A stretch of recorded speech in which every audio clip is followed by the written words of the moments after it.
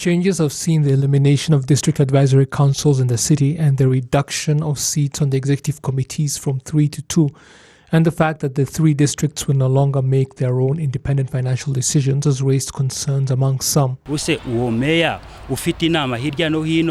city mayor is a very busy man. Will he really have time for us? You will find people constantly running to the president to have their issues resolved, or other top leaders. Look at how much it is raining these days, and yet the district no longer has a budget of its own. What will happen to the thousands of residents if, God forbid, their houses are damaged or destroyed? What if bridges are destroyed? Will the 3 people up in City Hall resolve all those issues? It will take a long time.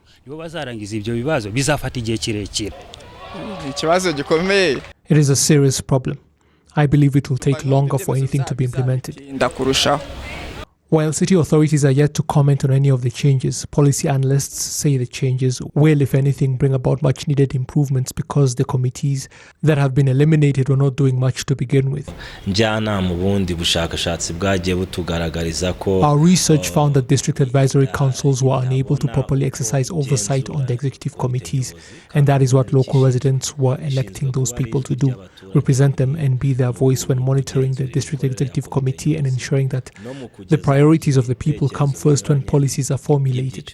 However, in many places, the members of the advisory councils had no say and the mayors were running everything, dominating them. This was a very serious problem that rendered those committees useless.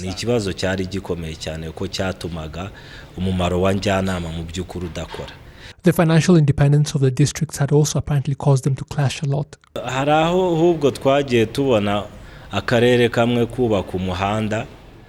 In some areas, we found that a district would build a road until the location another district was supposed to take over, only for the whole project to stall because the other district does not have the money. Other projects would fail to get off the ground completely because the 2 districts have failed to reach an agreement, and this is one city we're talking about. Those issues have now been eliminated because the city will now see to such matters, infrastructure development in Kigali and such. kuko umujyi wa Kigali ugiye kurushaho kugira ubushobozi bwo gucunga ibikorwa remezo n'ibindi bikorwa binyuranye biba biri mu igenamigambi ry'umujyi wa Kigali.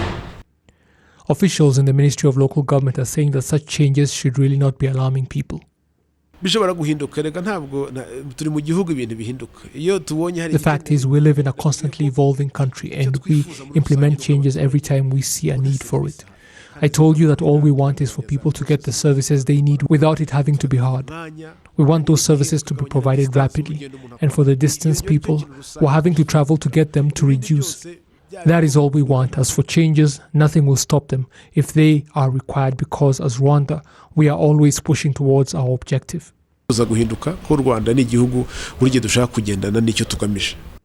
The country's decentralization policy will now see cells provide many of the services at the local level, meeting the daily needs of local communities.